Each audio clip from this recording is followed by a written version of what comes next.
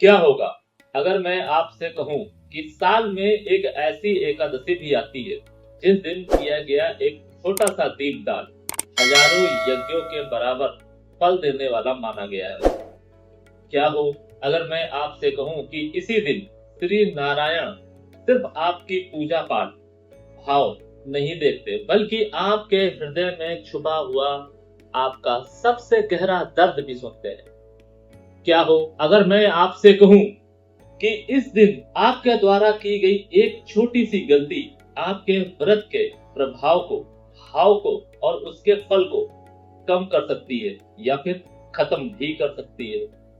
शास्त्रों में कहा गया है, जिस व्यक्ति ने अनजाने में पाप किए हों, जिस व्यक्ति का धन रुका हो, जिस व्यक्ति के घर में बिना कारण कलह होती हो, जिस व्यक्ति के पितृ अशांत हो और बहुत प्रयास करने के बाद भी वो शांत ना हो रहे, जिस व्यक्ति की मनोकामना वर्षों से अधूरी हो, उनके लिए श्रावण मास के कृष्ण पक्ष की आने वाली कामिका एकादशी एक वरदान से कम नहीं है। लेकिन ज्यादातर लोग इस दिन सिर्फ उपवास रखते हैं, उनको वास्तविक रहस्य कामिका एकादशी का पता ही नहीं है। इस दिन के बारे में भगवान श्री कृष्ण ने स्वयं क्यों बताया था, या फिर मैं ये बोलूं कि इस दिन ऐसी वो कौन सी कथा है जो इस दिन को महान बनाती है, और कामिका एकादशी का नाम कामिका ही क्यों पड़ा। क्यों बहुत सारे लोगों की अधूरी इच्छाएं, अधूरी मनोकामनाएं इसी दिन की तलाश में रहती हैं।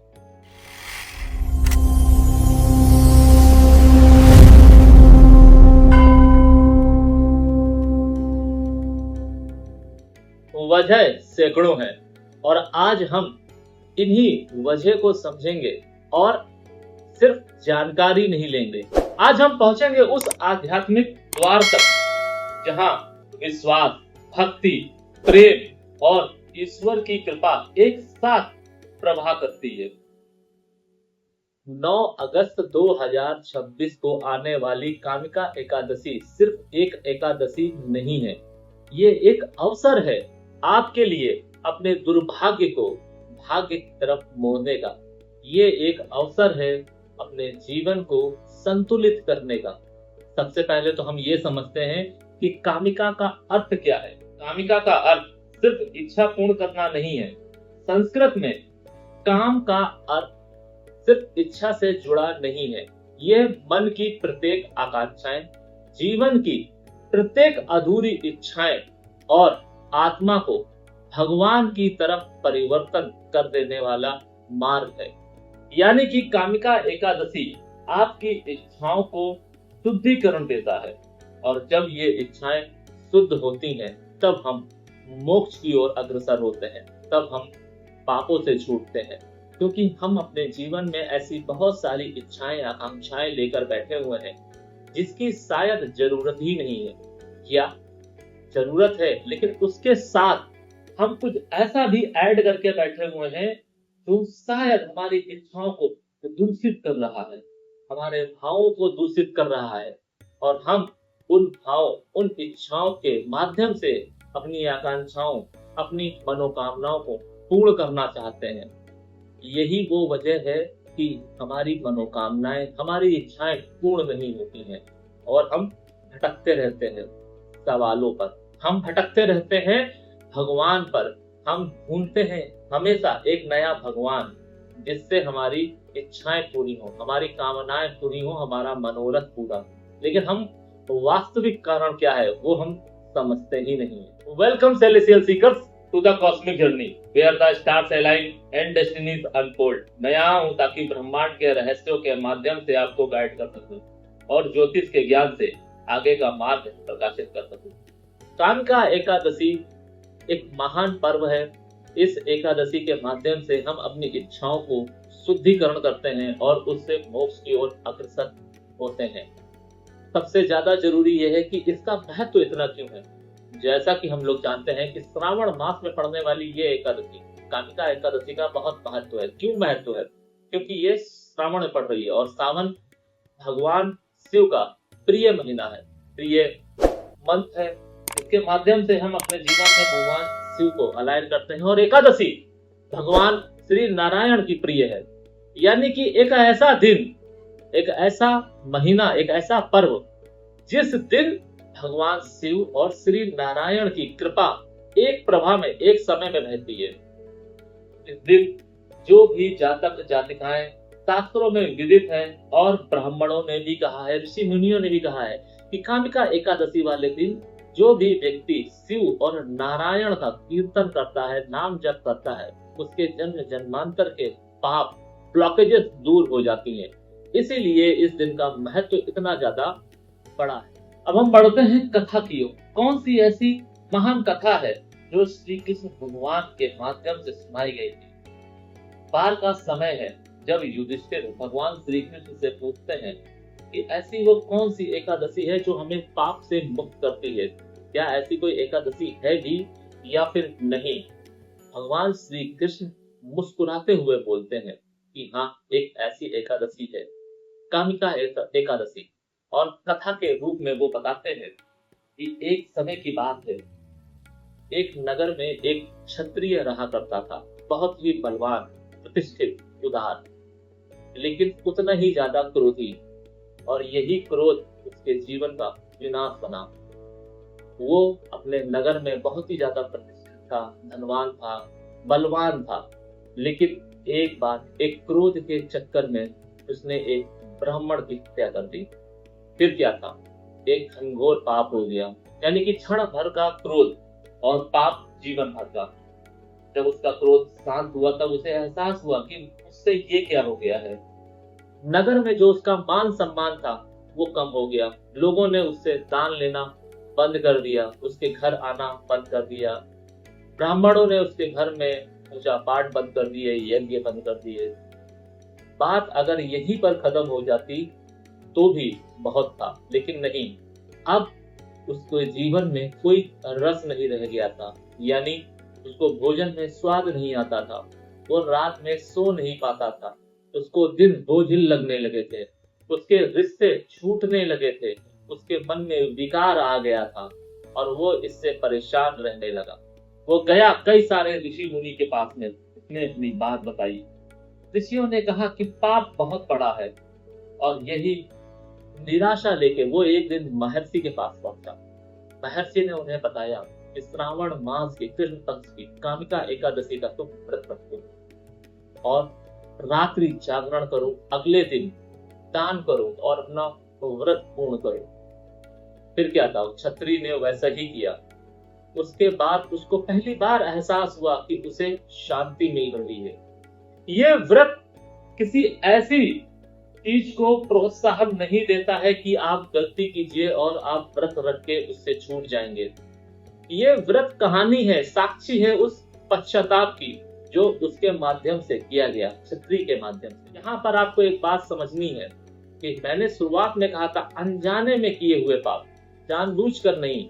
अब आप अगर ये कथा सुन रहे हैं और आप ये सोचते हैं कि आपने जो भी पाप किए हैं या अनजाने में पाप हुआ आपसे और उससे आपने सीखा नहीं, उससे आपको लाभ हो गया, या फिर मैं ये कहूं कि आपने अनजाने में कोई गलती की और आपको यह एहसास हुआ लेकिन उससे लाभ भी हुआ और आपने उसको धीरे धीरे उसके आदी हो गए, उसको रिपीट करने लगे, तो ये अनजाने में किया हुआ पाप भी आपका जानबूझ के पाप में बदल जाएगा।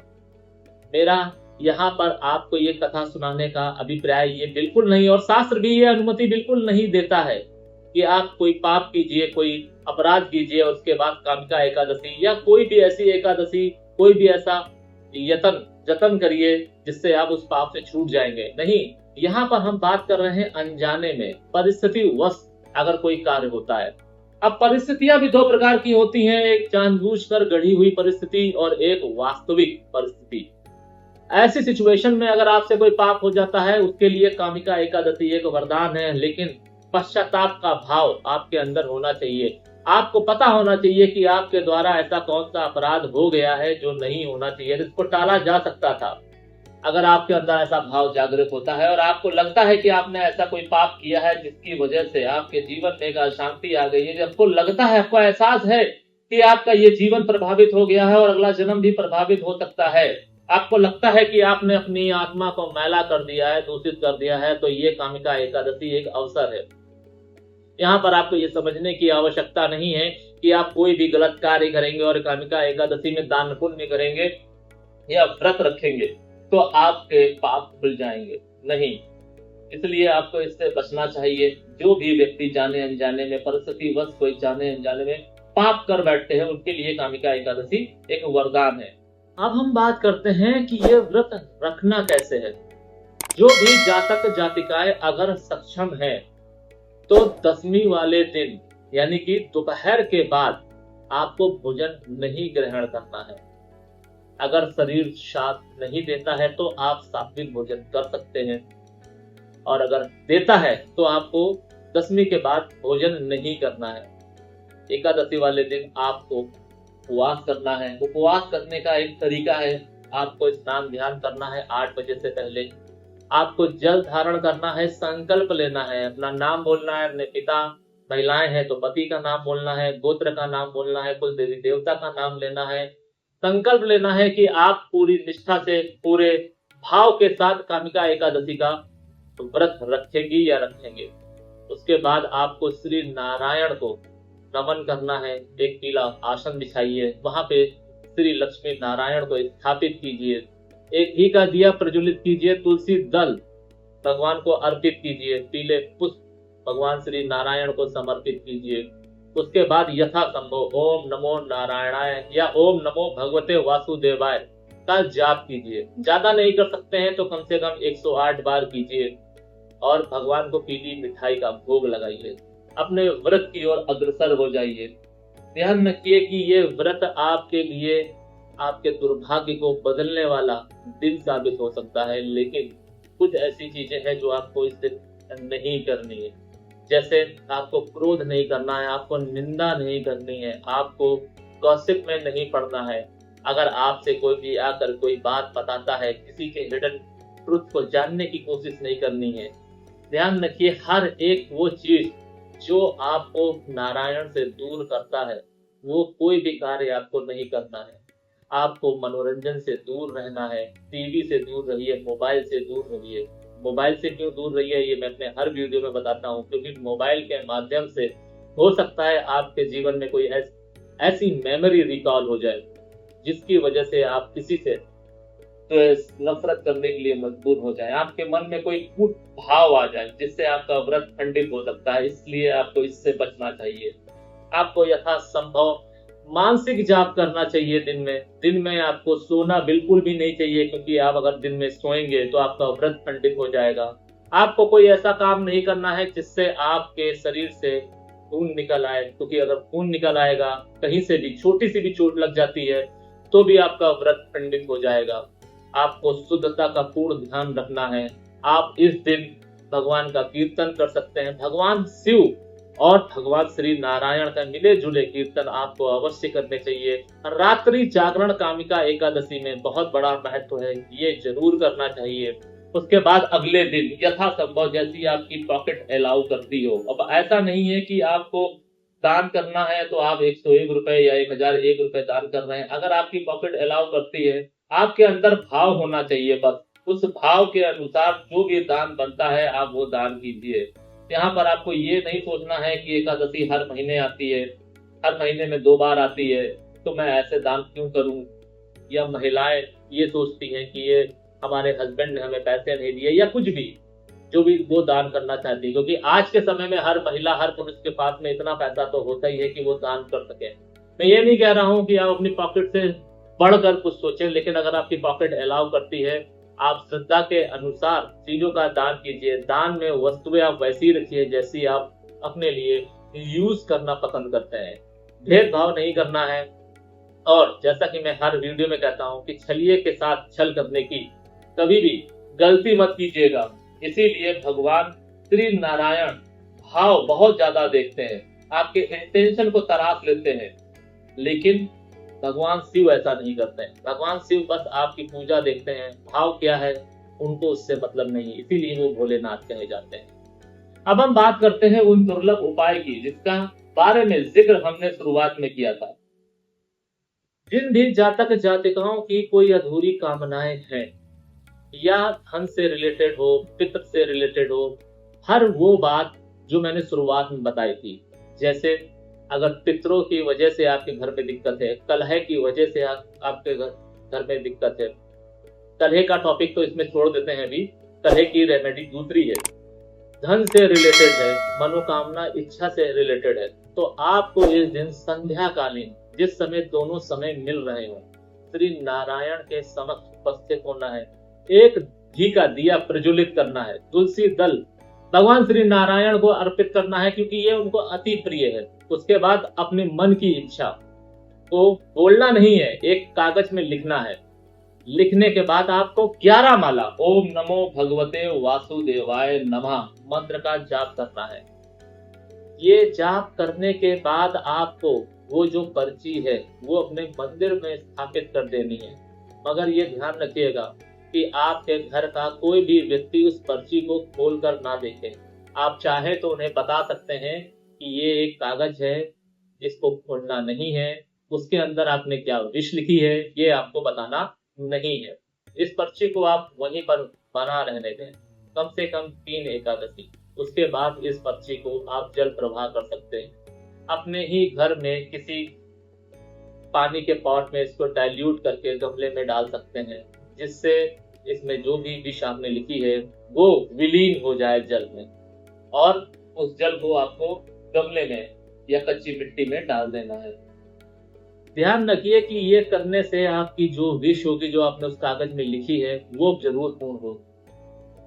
अब दूसरा दुर्लभ उपाय, जिन घरों में कलह है, अकारण कलह है, वो लोग क्या करें, इस दिन आपको सबको मिलकर, यानी कि आपके घर में 2 लोग, 4 लोग, 10 लोग, जितने भी लोग हैं, उनको दिन में किसी भी एक समय, दिन में नहीं है तो संध्या को नहीं है तो रात्रि को, एक साथ बैठकर सर्किल में और बीच में एक घी का दिया प्रज्वलित करना है, श्री नारायण को स्थापित करना है, और सारे लोग घर में जितने भी लोग हैं, आपके 2 लोग हैं तो ईस्ट वेस्ट बैठ जाइए या फिर नॉर्थ साउथ बैठ जाइए, अगर ज्यादा है तो इसी डायरेक्शन में आपको एक गोल घेरा बना लेना है। उसके बाद आपको भगवान शिव और श्री नारायण का नाम जप करना है या कीर्तन करना है। दोनों में से आप कुछ भी कर सकते हैं, आधे घंटे, 1 घंटे, जैसा आपका मन करे। इसे करने से आपके जीवन से कलह दूर हो जाएगी। आपके घर में आपके लोगों को बीच में जो भी मानसिक विकार होगा, जो भी दुविधाएं होंगी, चाहे वो मन का मैल हो या फिर किसी और चीज का, वो धीरे धीरे घटने लगेगा। भगवान श्री नारायण की कृपा से और भगवान भोलेनाथ की कृपा से आपके घर में आपसी सामंजस्य स्थापित होने लगेगा। लेकिन ये रेमेडी जितनी सरल है उतनी ही ज्यादा कठिन, क्योंकि बहुत सारे लोग चाहते हैं कि ऐसा करें, लेकिन 99% लोग कर नहीं पाते हैं। ऐसे उनके घर में तालमेल बन जाते हैं कि ऐन मौके पर कुछ ऐसा हो जाता है कि वो ये रेमेडी नहीं कर पाते हैं। कागज पर मनोकामना लिखने वाली रेमेडी तो हो जाती है, मगर ये नहीं हो पाती। क्यों? क्योंकि घर के मुखिया या किसी ऐसे व्यक्ति के कुंडली में कुछ भारी योग पाया है मैंने, जिसकी वजह से वो ये रेमेडी नहीं कर पाते हैं।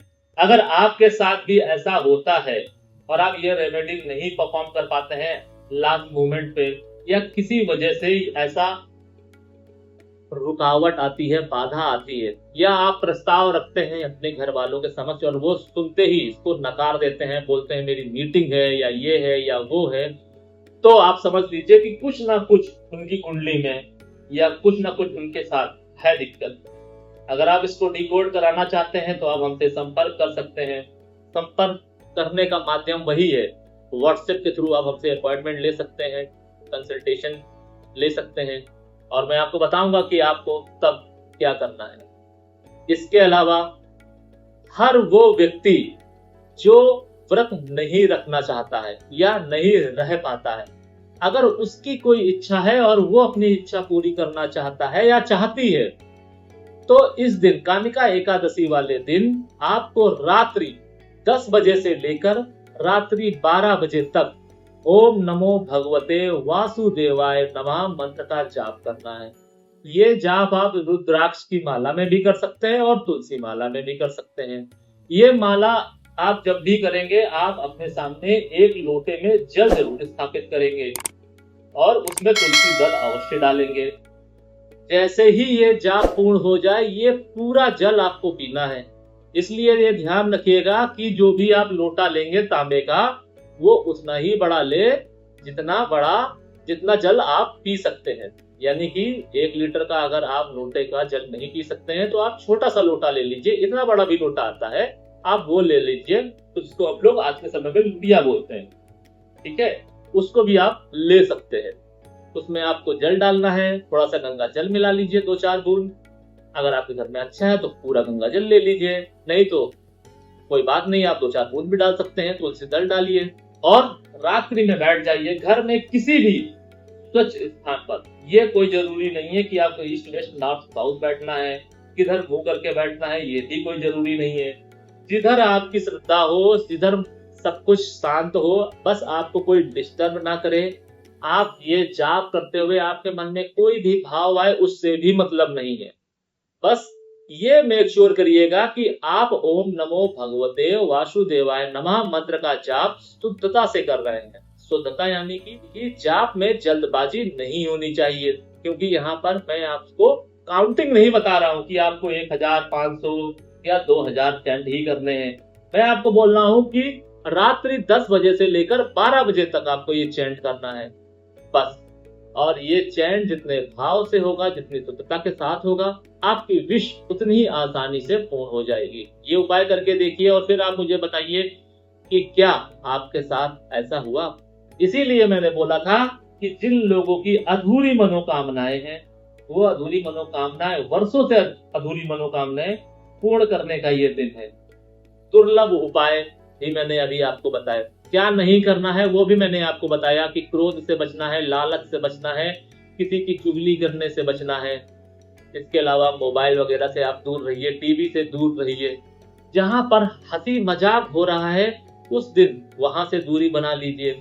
यानी कि अगर आपके घर में कोई हंसी मजाक हो रहा है, कभी कभी हम लोग हंसी मजाक में मान्यता और सीमाएं लाग जाते हैं, इसीलिए आपको उससे बचना चाहिए। क्योंकि इस दिन जितना मन आपका शुद्ध होगा उतना ही आपके लिए बेहतर होगा। आप सोचिए कि 10वीं की दोपहर के बाद से आप अपने जीवन में एक ऐसा प्रवेश कर रहे हैं एकादशी के इस पावन पर्व में, जब आप 10वीं की शाम से अन्न छोड़ रहे हैं, एकादशी को छोड़ रहे हैं और द्वादशी में दान करने के बाद, पारण करने के बाद आप अन्न धारण कर रहे हैं, अन्न ग्रहण कर रहे हैं। सोचिए कितना त्याग आप कर रहे हैं या कर नहीं है। और आपकी एक छोटी सी गलती आपके इस पूरे तप को शून्य कर सकती है या लगभग शून्य कर सकती है। इसीलिए आपको इससे बचना चाहिए, क्योंकि जब आप पूर्तियां मेहनत कर रहे हैं तो जरा से गलती आपके पूरे फल को बेकार कर सकती है। आपको इससे बचना चाहिए। आपको उपवास सिर्फ अन्न का नहीं करना है, आपको उपवास क्रोध का करना है, आपको उपवास लालच का करना है, आपको उपवास निंदा का करना है, आपको उपवास गॉसिप और मनोरंजन का करना है। क्योंकि यही वो पल है, वही क्षण है। ये एक सामान्य तिथि नहीं है, ये आत्मा को परमात्मा की तरफ परिवर्तन करने की तिथि है। और जब हमारी आत्मा को बल मिलता है, वो परिवर्तित होती है, हमारी इच्छाएं शुद्ध होती हैं, तब हम श्री नारायण की तरफ झुकते हैं। हमारी आस्था झुकती है, हमारी भक्ति झुकती है। और जब हमारी आस्था भक्ति एक साथ अलाइन होती है, तभी हमको मुक्ति मिल सकती है। ये मुक्ति तभी संभव है। बहुत सारे लोगों के जीवन में ये प्रश्न रहता है कि वो मुक्ति को कैसे पाएं। उस मुक्ति की ओर अग्रसर होने का भी ये एकमात्र उपाय है। इसीलिए आपको यहाँ पर कोई गलती नहीं करनी है।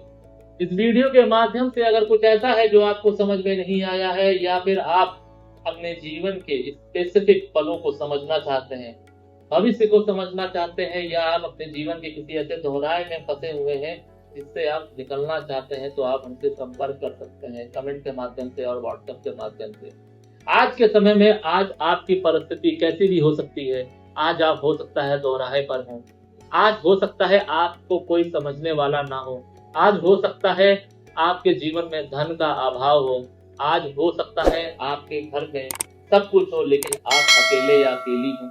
आज हो सकता है कि आपको भगवान ने सब कुछ दिया हो, मगर आपके एक गलत डिसीजन ने आपको ऐसी जगह लाकर खड़ा कर दिया है जहां आपको कुछ दिखाई नहीं दे रहा, कुछ समझ में नहीं आ रहा।